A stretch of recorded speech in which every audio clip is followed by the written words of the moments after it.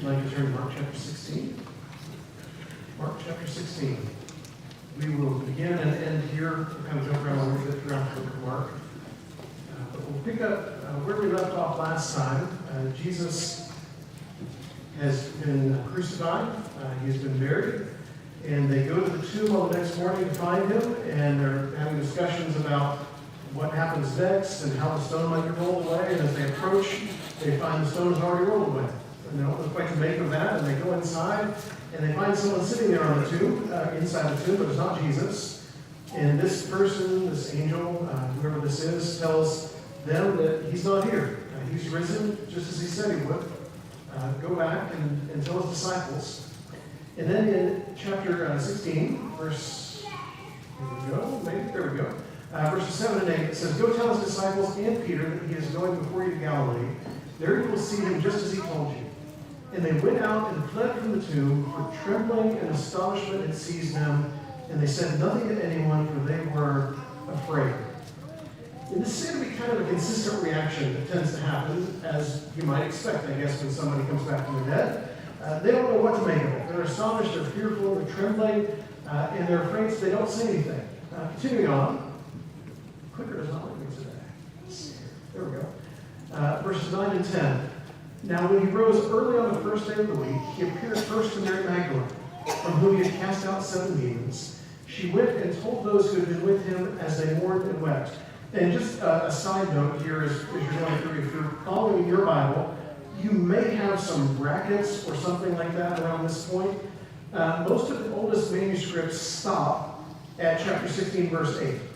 And there are some later ones that continue on here down to verse 20, as you have probably had it. Our King James Bibles growing up for a lot of us, they had this, there were no brackets or no anything.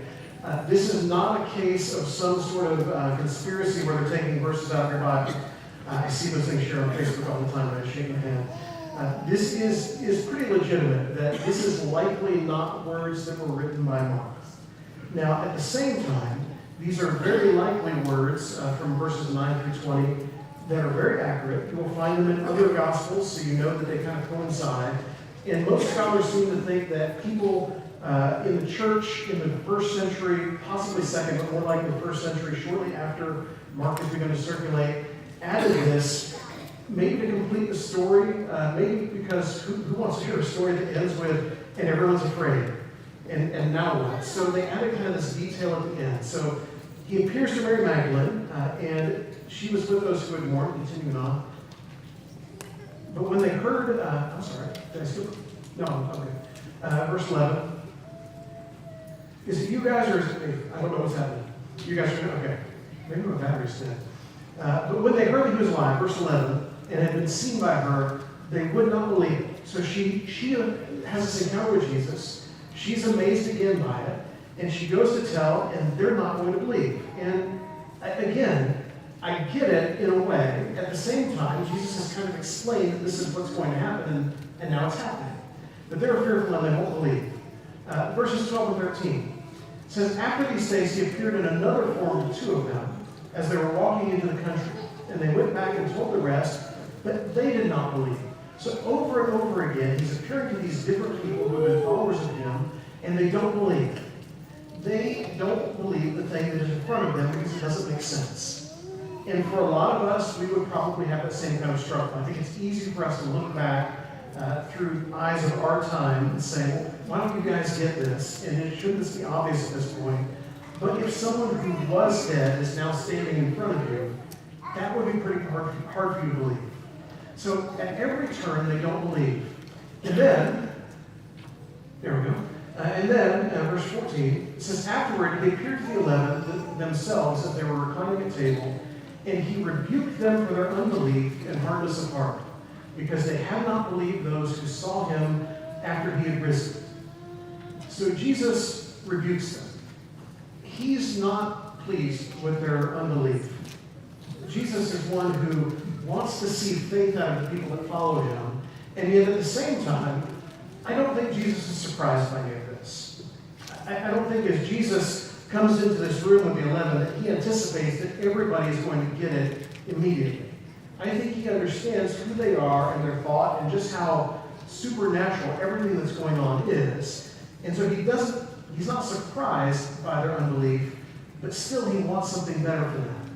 And yet, at the same time, we know the disciples throughout the book of Mark, they often fail at this, don't they? They often have these moments where Jesus does something and they're amazed by it and don't know what to make of it.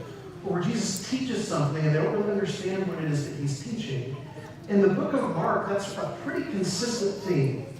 Because I believe what everyone thought was going to happen when a Messiah showed up in history is very different than what actually happens.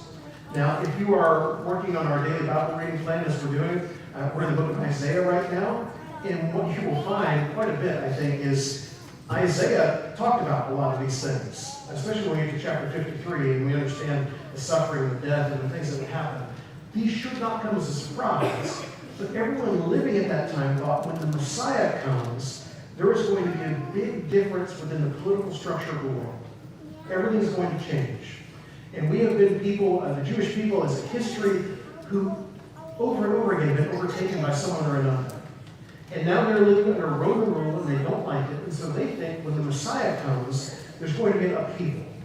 And Jesus throughout the book of Mark is trying to stay away from that kind of mindset from people. So early on, he does miracles, and what does he do at the beginning? He heals these people who are possessed by demons at the beginning, and he silences the demons who know who he is. The reason Mark gives us why he silences them. And then he gets to the point where he heals a leper.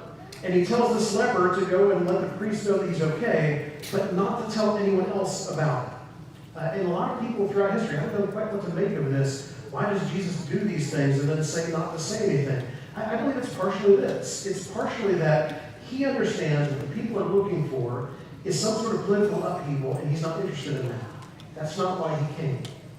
So they fail, as they're watching what he does, to understand what he's about. Because in their minds, they still have something else in mind. And again, it's easy for us to look backwards at this and say, do you guys not know what was said in the prophets? Do you guys not understand what Jesus has told you? And at the same time, don't we want those things from God sometimes ourselves? Aren't we looking for God to make an upheaval and change everything around us, and that's the route that we would like for things to take? And yet throughout history, we don't usually see that happen, do we? We see things that tend to kind of drift further and further away from him, and yet his people need to remain close. So his disciples often failed in faith and understanding. And this is going to be a challenge, guys, as I pretend to do this, and you guys get back there because we're jumping all over the place. We'll see what we can do. In Mark chapter 4, and just to remind us of several stories that we have hit along the way within this study. Mark chapter 4, he has calmed the seas. He has been out there on the lake or the sea, depending on your translation. A great storm has come up, and Jesus is asleep on the boat because he's not concerned about it. He's not ruled by worry, as we talked about in class this morning. He's there in the boat, and then they wake him up because their thought is, well, he doesn't even care. The worry doesn't look like concern to them, lack of worry. It doesn't look like concern to them. He's sleeping. It doesn't matter to him. And then he gets up and he says, peace be still, and everything stops. And they don't know what to make of that. And it says that he said to them, why are you so afraid? Have you still no faith? They have already, at this point in Mark, seen him drive out demons. They've already seen him heal a leper. They've already seen just groups of miracles that Mark talks about. But they're still not getting it. Why are you so afraid? Have you still no faith? And they were filled with great fear and said to one another, who then is this, that even the wind and the sea obey him? And then in chapter 6, verse 35, there's this crowd there. They have nothing to eat, and it's getting late. And the disciples came to him in verse 35 and said, this is a desolate place, and the hour is now late. Send them away to go into the surrounding countryside and villages and buy themselves something to eat. They're not even considering the option that Jesus can do something about this. They say to Jesus, let's get rid of these people before they get even more hangry than they are already. And we'll move on with our day, and they can go home and do what they're going to do. But Jesus has a solution for all of that. In verses 49 and 50, they're out on the water. And it says that when they saw him walking on the sea, they thought it was a ghost and cried out, for they all saw him and were terrified, none of them ever thinking for a moment, it could be Jesus walking out here.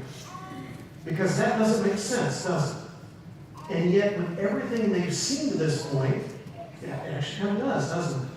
I mean, if he can do all of these other things he's done, and just earlier in this chapter, a few verses back, fed these thousands of people with just a few loaves and fish, why could he not walk on the water? So they're fearful, thinking it's a ghost. But immediately he spoke to them and said, "Take heart, it is I, do not be afraid." And he got into the boat with them, and the wind ceased, which has already happened, by the way. And they were utterly astounded, for they did not understand about the loaves, and their hearts were hardened. This is their regular reaction to Jesus: confusion, fear, lack of understanding, and hard hearts.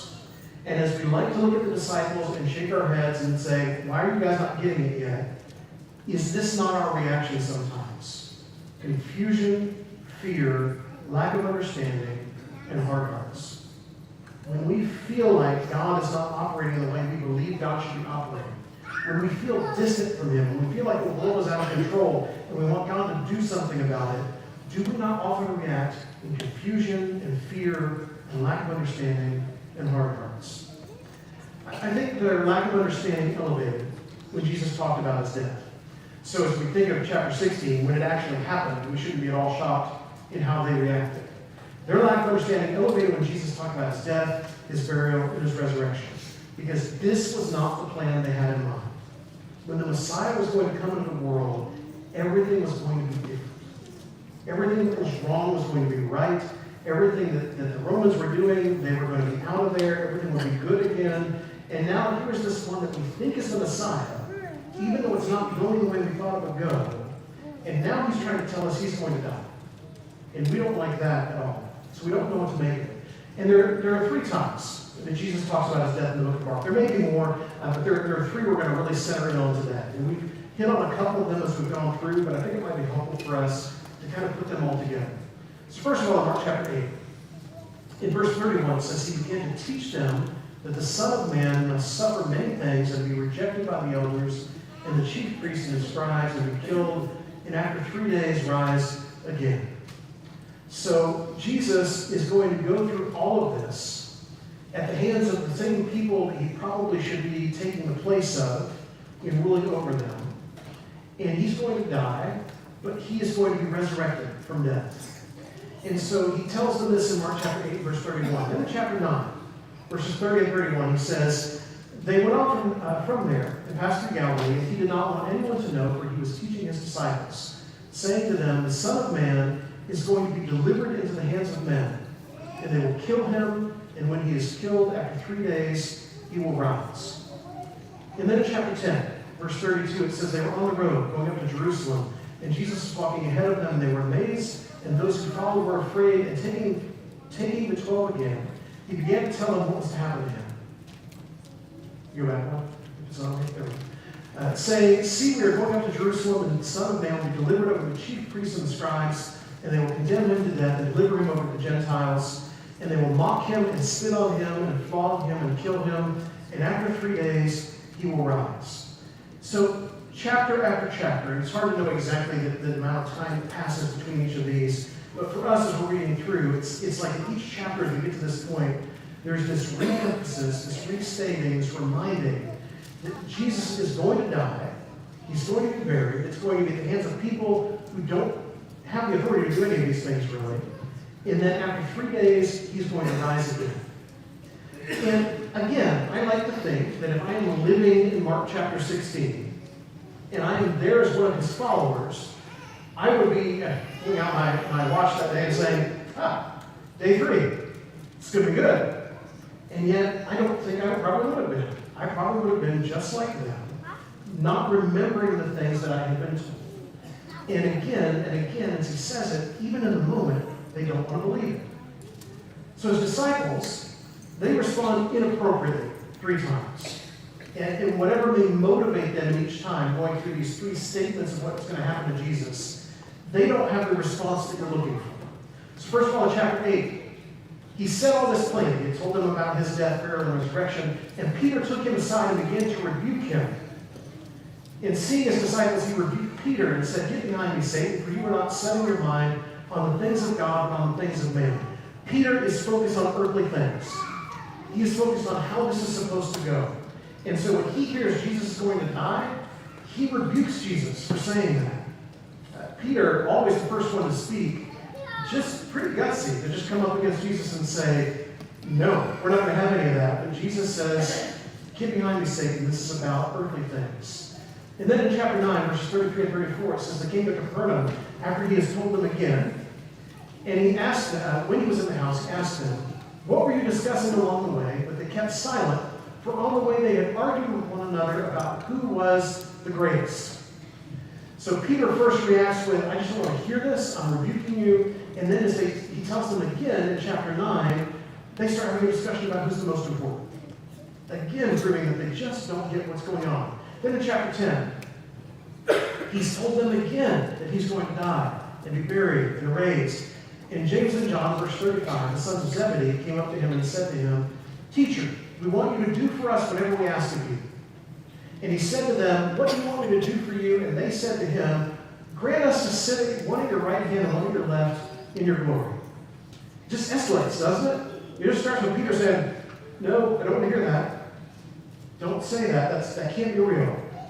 And then this discussion about who's the most important. And now, after hearing he's going to die for them, they're concerned about where their seats are going to be. They want to have the best seats. Jesus redirects them 3 times. So he tells them what's going to happen 3 times. They react in a poor way 3 times. And now 3 times Jesus is going to redirect them to what is really important. And this is really the book of Mark in a nutshell. It is, everyone has in mind what Jesus is there for. It's clearly not what God has in mind or what Jesus has in mind. And he tries throughout the book to redirect them towards what is really important. So in chapter 8, verse 34, it says, calling the crowd to him with his disciples, he said to them, if anyone would come after me, let him deny himself and take up his cross and follow me. Whoever would save his life will lose it, but whoever loses his life for my sake and the gospel's will save it. In other words, not only am I going to die for this, but you need to be willing to die for it too. You need to be willing to give whatever it takes. You need to take up the cross and follow. And then in chapter 9, verse 35, it says, he sat down and called the 12, and he said to them, if anyone would be first, he must be last of all and servant of all. So you who are arguing about who is the greatest, whoever's the greatest is actually going to lose. You need to be people who are willing to be last. People who are willing to put others above yourself. You have to humble yourself and bring others up. And then in chapter 10, verse 42, it says that Jesus called them to him. This is after they've talked about who gets the best seats in heaven. You know that those who are considered rulers of the Gentiles lord it over them, and their great ones exercise authority over them. And of all the things, by the way, that Jesus has talked about in these redirections, this is probably where we really start to get it. Because we live in a world that is like this in a lot of ways. There are those who have and those who don't, and it's very easy for those who have a lot to really kind of lord things over everyone else, whether it's wealth or power or authority, whatever it may be. But it shall not be so among you. But whoever will be great among you must be your servant, and whoever would be first among you must be slave of all. For even the Son of Man came not to be served, but to serve and to give his life as a ransom for many. So I have not come to lord it over everyone. This is what everyone thought was going to happen. This is what everyone thought the Messiah would be. Instead, I have come to serve. And I want you to do the same. So he has reiterated this over and over to them again. And then he gives them a mission. And it's not the mission they had in mind. I would imagine at the point they realize that Jesus is the Messiah, and the point they begin to follow him, they probably feel like they're going to be the equivalent of the Catholic in our country today, or they're going to be the equivalent of, if you're in a nation that has kings and things like that, they're going to be all of that. The people that are just below that with all that authority, and they will be helping him to rule. But instead, he's giving them a different mission. So we find ourselves back, there we go, in Mark chapter 16, verses 15 and 16. After he has rebuked them for being fearful and having hard hearts, he says to them this. And if this was the story in our world today, it would probably be, get away from me. I have tried and I have tried and I have tried, and you just don't get it, and you're still fearful after I have proven by being here everything that I said before. I'm just going to find some new people. No. he comes to these same people who misunderstand over and over again, and he says this, "Go into all the world and proclaim the gospel to the whole creation." I feel like we almost miss how big a deal this is. Go into all the world. How far from home do you think any of these guys have ever been? I mean, the traveling with Jesus has kind of changed things for them a bit. I always think back to my mind when you're going to all the world. We took a mission trip when I was a youth minister to Nebraska to do a VBS for a small church up there where my in-laws go. And there was a chaperone on the trip who had never gone that far away from Arkansas before. And granted, it's 1,000 miles, it's quite a ways. But, we didn't get very far into the trip even where she said, "This is the furthest away I've ever been." And she was older than me at the time, which seemed really old. Now she's probably younger than I am now. She was older than me at the time. I thought, how is that even possible that this is the life they live? They're not on a world of interstates and airplanes and all those things. All the world is way beyond anything they've ever even imagined, I think. Go into all the world and proclaim the gospel to the whole creation. Whoever believes and is baptized will be saved, but whoever does not believe will be condemned. And by the way here, I almost hesitate to mention the brackets at the beginning and the fact that this part is likely not in the book of Mark as Mark wrote it. It was understood enough among the first century church that this is how it works. And you will find baptism, by the way, all throughout Scripture. You walk through the book of Acts and you watch people being converted, and they stop what they're doing to go be baptized. I don't make an example, sorry if I still were in this student time. I love that Jet called me a couple weeks ago at 10 o'clock at night, almost 10 o'clock at night, and said, "Can you meet us at the building because Ty wants to be baptized?" I love that he didn't say, "Ty wants to be baptized, we're going to do that next Tuesday." There was this immediacy in the book of Acts about once people knew, they did it. They confessed his name, they repented of what they had done, and they were baptized. And what we find here in Mark 16 is a church that understood that in the first century. He tells them to go into all creation. Whoever believes and is baptized will be saved, but whoever does not believe will be condemned. They have this new mission to go and tell everyone else about Jesus and what he has done. They went out on faith. Jesus has just rebuked them for the lack of that. What we find in the book of Acts, especially once the power of the Spirit has come to them, is that changes overnight. Everything changes. That these guys who didn't get it and who didn't have the faith to see it through now follow him to their death because they so believe in what has happened. Which is the reason why, by the way, if you weren't here last week, one of the reasons why we talked about knowing the resurrection is true, this is who these people were before Jesus and before the Spirit. They were fearful, they were afraid, they were confused, they didn't understand. And then Jesus gives them this mission and sends the Spirit to help them, and everything is different. And if Jesus had not risen from the dead, that would not have happened. That would not have carried out throughout their lives and throughout generations to come. He rose, they went out on faith. And then the book closes this way. So then the Lord Jesus, after he had spoken to them, was taken up into heaven and sat down at the right hand of God. And the disciples who were there at the beginning of chapter 16 would cower in fear at this moment. They would run away, they would hide in a locked room somewhere, but instead the disciples we find here, it says they went out and preached everywhere, while the Lord worked with them and confirmed the message by accompanying signs. These people were changed. And for us this morning, we want to be people who are changed. And it probably will not look quite as extreme as it did to the disciples here in Mark chapter 16, but I truly believe that God is still fully capable of changing lives in ways that we never could have imagined. And it won't always look the way we expect. It won't always come in the results that we're expecting to have.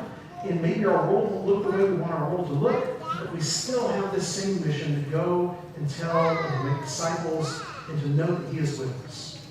Today, if you have never followed him, you can begin that journey this morning. You can come away from whatever it is that holds you back, and you can be baptized into him, and your life can be changed. Or if you have done that, and you find yourself maybe a little more like these disciples at the beginning of chapter 16, you're fearful, you don't understand, you don't have the faith you want to have, know that he can change that too in you. There's so many that can help you to follow him, to grow closer to him, come back to him, please come. Always stand and sing.